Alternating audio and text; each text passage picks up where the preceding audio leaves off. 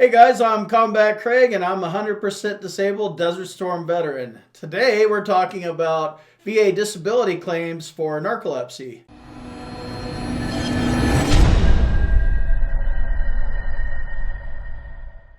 I'm not an accredited agent or affiliated with the Department of Veterans Affairs in any way.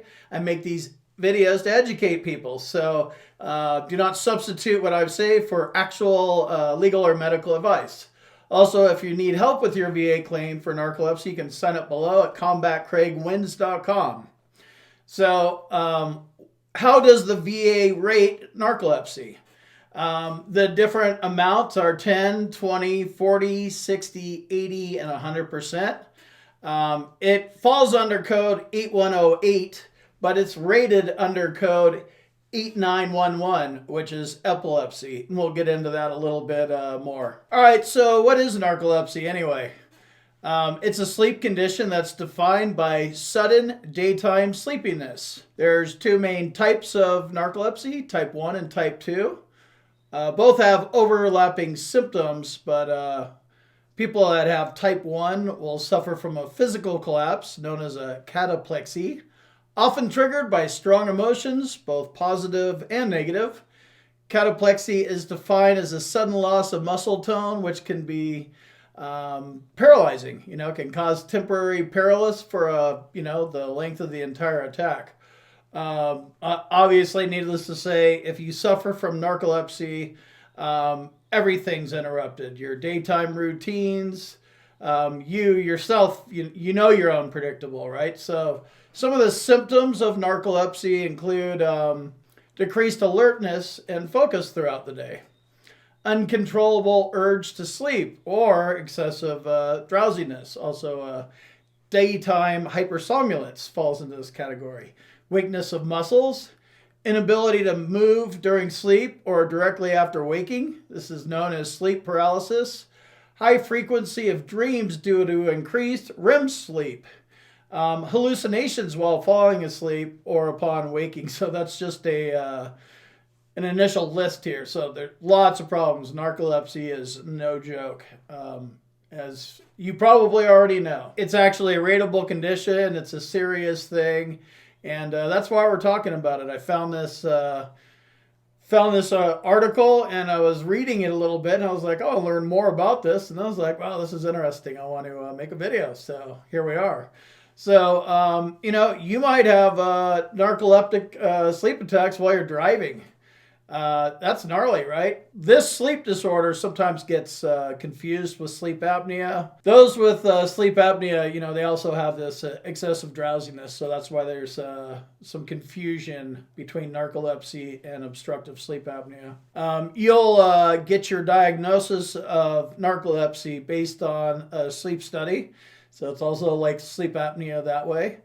The results of this study will be key medical evidence in your narcolepsy VA claim. Again, very similar to sleep apnea that way as well. Service connection for narcolepsy. The exact cause of narcolepsy is unknown. It's clear that those who suffer have less hypocretin, a chemical in the brain that regulates your sleeping patterns. So this is something that they're going to be testing for in your sleep study. Narcolepsy can be triggered by a intense emotion, positive or negative, and this can be tied back to your time in service, flashbacks, PTSD, stuff like that. So if you are thinking about or you're actually going to file a VA claim for narcolepsy, you're going to need to go ahead and get a sleep study.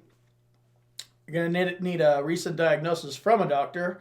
That'll probably come from a doctor that's reading through the results of your sleep study, and he would probably be the one to give you a diagnosis, although I would get a private diagnosis as well.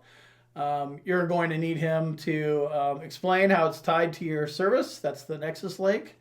And then he's going to need a list and a description of events that led to the narcolepsy. And then finally, well, it's actually four things.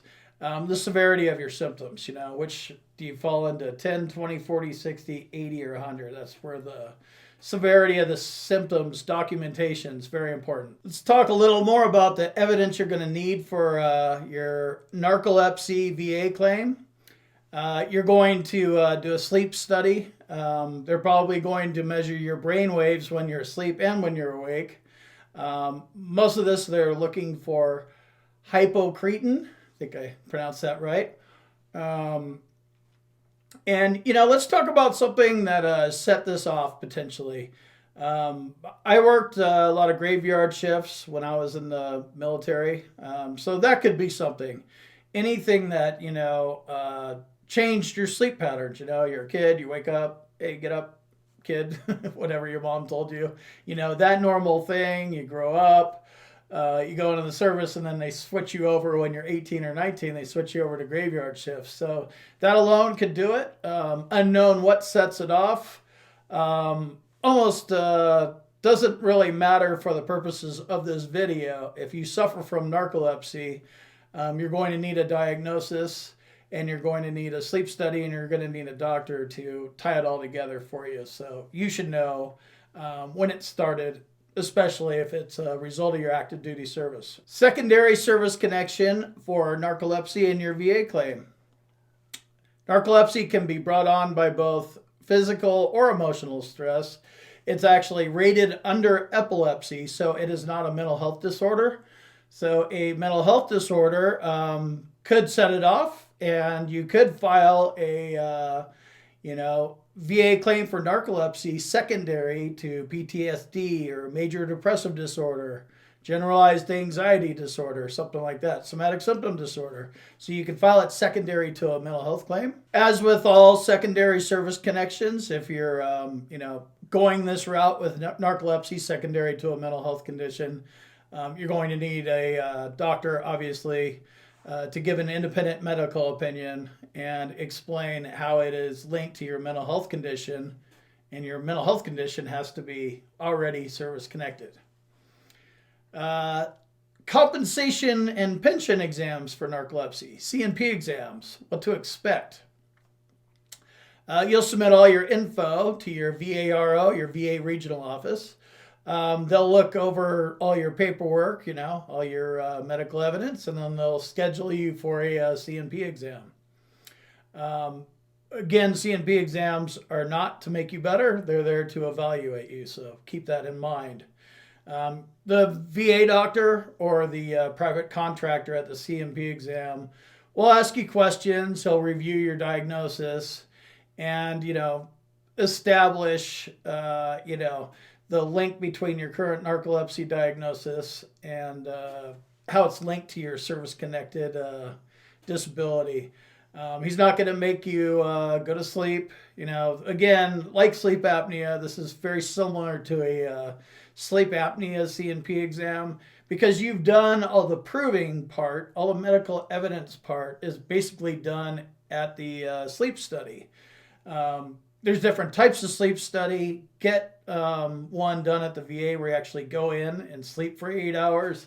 So much more data comes out of those tests. But there's not really much a doctor can sit there and do other than ask you questions. Do you have it? Yes. Has somebody witnessed you fall asleep or something like that while you're driving or, whatever? Yes, yes, yes. Okay, your levels look high here. Your sleep study says this, and then he's either going to be on board with your diagnosis and your claim, or he's not. But there's not, this isn't a very, it's not a physical exam and it's not a mental health exam. Little different. Narcolepsy obviously impairs your social and work life severely, mainly your work life. So let's talk about TDIU for narcolepsy, total disability based on individual and employability. The VA is going to look at how your narcolepsy impacts your, ability to work, and whether, your being on job is a risk to yourself or others, and they'll take these things into account. Basically, if you get TDIU and you have a lower rating of like 70%, TDIU means you can get paid at the 100% level, and then you'll get the benefits that come along with it. Unknown if they're going to give you 100% permanent and total TDIU. That one is up to them to do that for you. But if you end up with a rating for narcolepsy that's low, maybe you got out of the military and they gave you a lowball rating or something like that, and you have some other things like tinnitus in there, and you're at 60 or 70%, but your narcolepsy prevents you from working, I would seriously consider filing a TDIU claim. And I always recommend to get a vocational expert to weigh in here, so you have your independent medical opinion from your private doctor, your sleep study, and then your vocational expert. A vocational expert is key, in my opinion, for all TDIU claims. I was going to go this route before I hired VA Claims Insider, and they helped me get to 100% PNT the hard way, scheduler.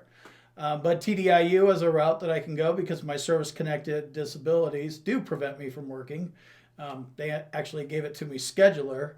But I learned that a vocational expert is key. One that comes to mind is Clifford Vocational Services. You can go look them up. Patrick Clifford is the guy's name. He'll talk to you. I talked to him and had a good conversation, made a lot of sense. So, TDIU is basically if your narcolepsy prevents you from working or any disability, file a TDIU claim if you can't get to 100% the hard way. That's about it for this video. If you need help with your VA claim, you can sign up below at combatcraigwins.com. And I'll finish with a question. Do you have narcolepsy, or do you know anybody that has it? I found this pretty interesting topic, and it's interesting the way the VA rates it. Narcolepsy is one code, but they rate it under epileptic seizures. So it's kind of like I have a chronic pain syndrome rating, or diagnosis, but they rated it under chronic fatigue syndrome. I think that has to do with my being a Desert Storm veteran. And if you're a Desert Storm veteran, narcolepsy might be something that you want to look at as well. So anyway, I will see you in the next video.